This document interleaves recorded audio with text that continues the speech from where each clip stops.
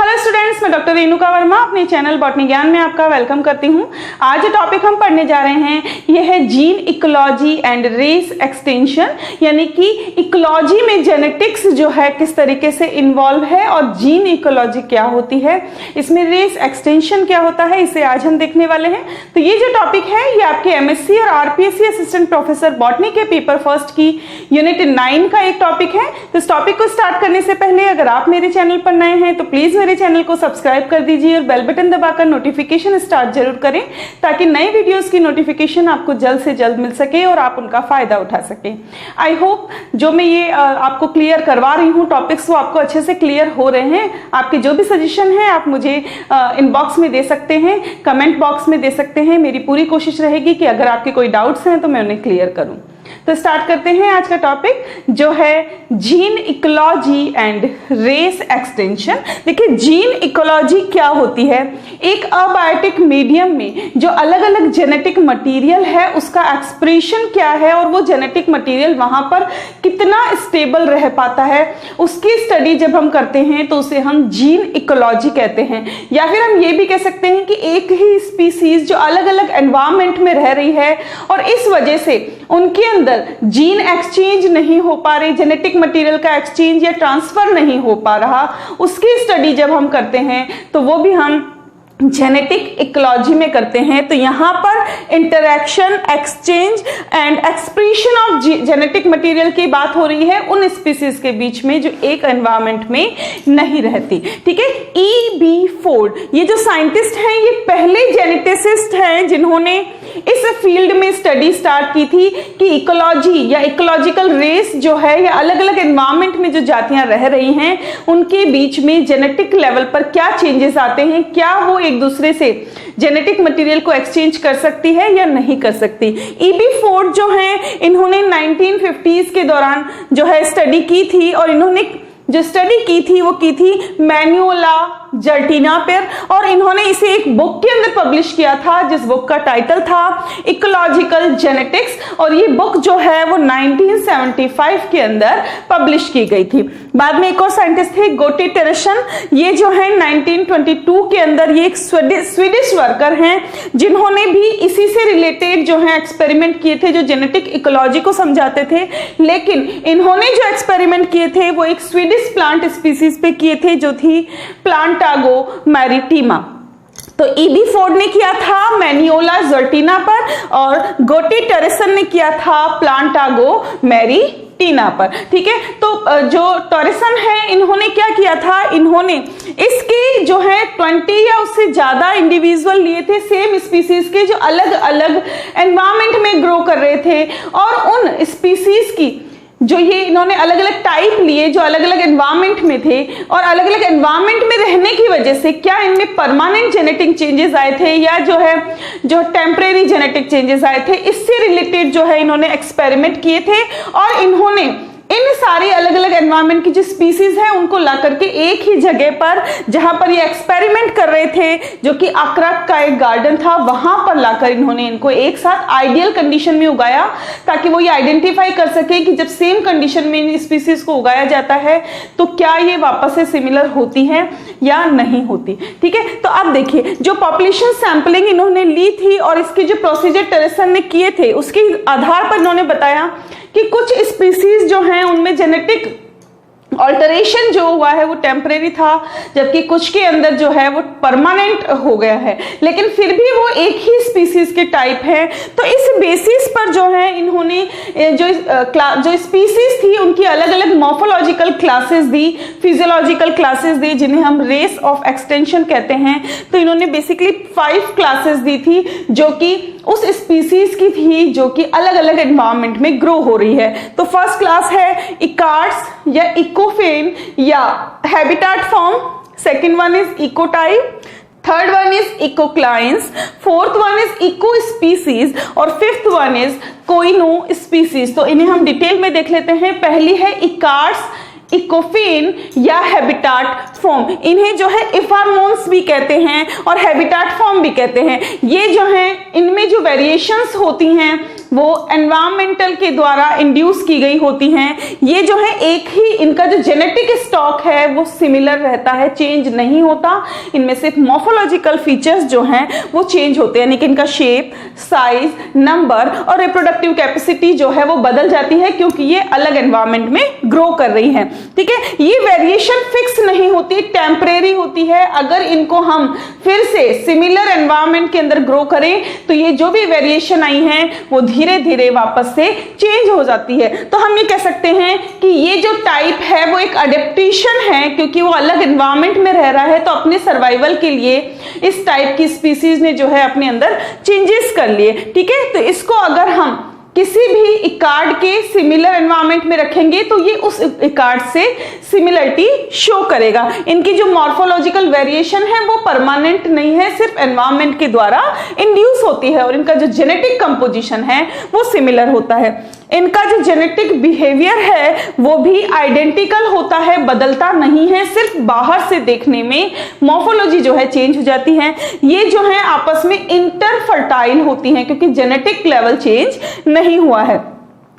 जो वेरिएंट्स या इकोफेन है ये इस तरीके से इतना ज्यादा इनका मॉर्फोलॉजिकल वेरिएशन हो जाता है कि कभी कभी देखने पर ये दोनों अलग अलग स्पीसीज दिखाई देती हैं। दूसरे हैं इकोटाइप, इन्हें जो है इकोलॉजिकल या फिजियोलॉजिकल रेसेस भी कहते हैं। ये टर्म जो है इकोटाइप ये सबसे पहले टेरेसन ने 1922 के अंदर प्रपोज की थी उस पॉपुलेशन या इकोलॉजिकल रेस के लिए जो कि अलग एनवायरमेंट या हैबिटेट कंडीशन में रह रही है और जिसके अंदर जो है जिसके अंदर चेंजेस देखने को मिल रहे हैं अलग हैबिटेट कंडीशन के कारण। ये भी इंटरफर्टाइल होती हैं और ये एक फॉर्म ऑफ बायोटाइप है एक स्पीसीज का, लेकिन इनका जो जेनेटिक कंपोजिशन है वो चेंज हो जाता है अलग एनवायरमेंट में रहने के कारण। लेकिन एनवायरमेंट की वजह से इनका जेनेटिक कंपोजिशन चेंज नहीं होता, इनका जो जेनेटिक कंपोजिशन है वो म्यूटेशन, हाइब्रिडाइजेशन और आइसोलेशन के कारण चेंज हो जाता है। इनमें जो चेंजेस होते हैं ये परमानेंट होते हैं, यानी कि अगर इकोटाइप को आप किसी और उसी की सिमिलर स्पीसीज के साथ सेम एनवायरमेंट में अगर ग्रो करेंगे तो उनमें जेनेटिक लेवल पे वापस चेंजेस नहीं आते, जो उनमें वेरिएशन आ चुके हैं वो परमानेंट हो जाते हैं। लेकिन ये आपस में इंटरफर्टाइल होते हैं और सिर्फ इसी बेस पर ये माना गया है कि क्योंकि ये इंटरफर्टाइल है इसका मतलब ये सेम स्पीसीज भी आ रहे हैं, सेम टैक्सोनॉमिक कैटेगरी के अंदर आ रहे हैं। इकोटाइप जो हैं वो मॉर्फोलॉजिकली, फिजियोलॉजिकली और डेवलपमेंटली इतने ज्यादा अडेप्ट हो चुके होते हैं वेरियस एनवायरमेंटल कंडीशन के कि इनकी जो जीन्स हैं वो भी जो चेंज हो जाते हैं, उसके अंदर भी परमानेंट चेंजेस आ जाते हैं। इकोटाइप जो है वो जेनेटिक रिस्पांस का प्रोडक्ट है जो कि एक पॉपुलेशन में हैबिटेट की वजह से इंड्यूस हुआ है। इकोटाइप अडेप्टेशन जो है इरिवर्सिबल होती हैं क्योंकि ये जेनेटिक लेवल पर हो चुकी होती हैं, तो इन्हें अगर हम न्यूट्रल कंडीशन के अंदर भी ग्रो करेंगे तब भी इनमें जो चेंजेस हो चुके हैं वो चेंजेस नहीं बदलेंगे। मिश्रा और शिवा राव जो है इन्होंने 1948 में लिंडेनबर्जिया पॉलीएल्था और लिंडेनबर्जिया अर्टिकेफोलिया इनकी जब स्टडी की, इनके अंदर जब इन्होंने एक्सपेरिमेंट किए तो इन्होंने पाया कि ये दोनों अलग अलग स्पीसीज नहीं हैं, ये दोनों ही सेम स्पीसीज हैं, लेकिन एक ही स्पीसीज के दो इकोटाइप हैं जिनके अंदर जेनेटिक लेवल पर परमानेंट चेंज आ चुका है। लेकिन यहां पर ये जो चेंजेस आए हैं वो हाई डोजेज ऑफ लाइम की वजह से आए हैं, यानी इनका जो एनवायरमेंट है जिस सॉइल में ये ग्रो कर रहे हैं वहां पे लाइम की जो कंपोजिशन है, लाइम की जो क्वांटिटी है उसके प्रति ये कितनी टॉलरेंट है उसके हिसाब से इनके अंदर चेंज आया है। तो लिंडेनबर्जिया पॉलीएल्था जो है ये हाई डोजेज ऑफ लाइम को टॉलरेट कर सकता है, जबकि दूसरा जो इसका इकोटाइप है लिंडेनबर्जिया अर्टिकेफोलिया ये जो है लाइम की हाई डोज को टॉलरेट नहीं कर पाता। Third one is इकोक्लाइन। इकोक्लाइन जो है ये इंटरमीडिएट फॉर्म होती है, ये वहां पाई जाती है जहां पर ट्रांजिशनल रीजन होते हैं दो एडजेसेंट रीजन के। इकोक्लाइंट क्या होते हैं? देखिए, जब दो ऐसे अलग अलग रीजन हैं और उनके बीच का जो रीजन है ये वाला रीजन, जो कि इन दोनों में ही सिमिलर होता है, इस रीजन में जो स्पीसीज पाई जाती हैं उन्हें हम इकोक्लाइंट कहते हैं। क्योंकि ये इंटरमीडिएट रीजन में पाई जा रही हैं, इसलिए इनको हम क्या कहते हैं? इंटरमीडिएट स्पीसीज भी कहते हैं। ये जो है दोनों ही एनवायरमेंट में पाई जाने वाली इकोटाइप की भी इंटरमीडिएट होती है, दोनों से इंटरफर्टाइल होती हैं, और इन दोनों के हाइब्रिडाइजेशन से, जो दो अलग अलग एनवायरमेंट में जो स्पीसीज रह रही है उनके हाइब्रिडाइजेशन से इकोक्लाइंट्स जो हैं इनका प्रोडक्शन होता है, और ये इस इंटरमीडिएट एनवायरमेंट कंडीशन में बहुत ही अच्छे से सर्वाइव कर पाती है। आगे देखते हैं, नेक्स्ट जो है वो है इको स्पीसीज। इको स्पीसीज और कोइनो स्पीसीज ये दोनों ही पैरेलल टर्म हैं, जिसे ग्रेगर ने यूज किया था 1939 में।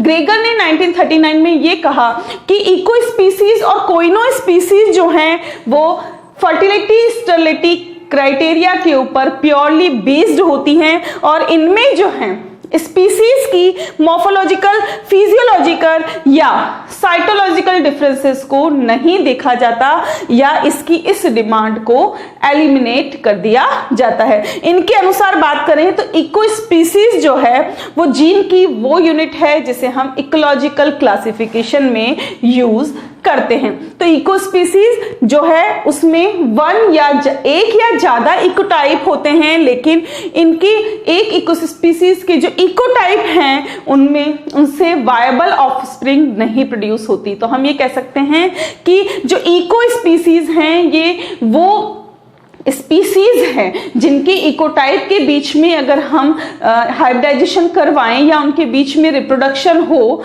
तो उनसे जो ऑफस्प्रिंग पैदा होगी वो वायबल नहीं होगी, फर्टाइल नहीं होगी, स्टेराइल होगी। ठीक है, क्योंकि हमने इसमें दो अलग अलग इकोटाइप के बीच में क्रॉस करवाया है। तो दो अलग अलग इकोटाइप के बीच में क्रॉस कराने पर जब स्टेराइल ऑफस्प्रिंग पैदा होती है तो उस स्टेराइल ऑफस्प्रिंग को हम इको स्पीसीज कहते हैं। इसके बाद आती है कोइनो स्पीसीज।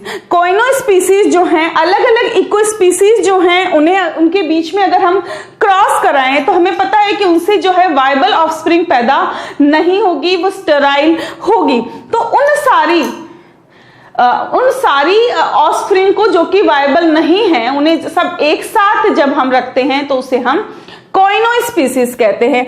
अलग वर्ड में बात करें तो ऐसी पॉपुलेशन जो कि आपस में जीन्स के एक्सचेंज के अंदर कैपेबल नहीं है, जेनेटिक इंटरेक्शन नहीं कर सकती, या फिर इनके बीच में जो भी जेनेटिक ट्रांसफर होना चाहिए इनकी ऑफस्प्रिंग में वो नहीं हो पा रहा, तो ऐसी पॉपुलेशन को हम कोइनो स्पीसीज कहते हैं। तो ये थी जीन इकोलॉजी, और जीन इकोलॉजी के बेस पर अलग अलग इकोलॉजिकल रेसेस या रेस एक्सटेंशन और मॉर्फोलॉजिकल फिजियोलॉजिकल टाइप्स जो टेरेसन ने दिए थे। आई होप ये सिंपल सा टॉपिक जो है आपको अच्छे से क्लियर हो गया होगा। मिलते हैं नेक्स्ट लेक्चर में इस यूनिट के एक और टॉपिक के साथ, तब तक बने रहे हमारे साथ। Thanks for watching and stay tuned to Botany Gyan for more informative videos. Thank you.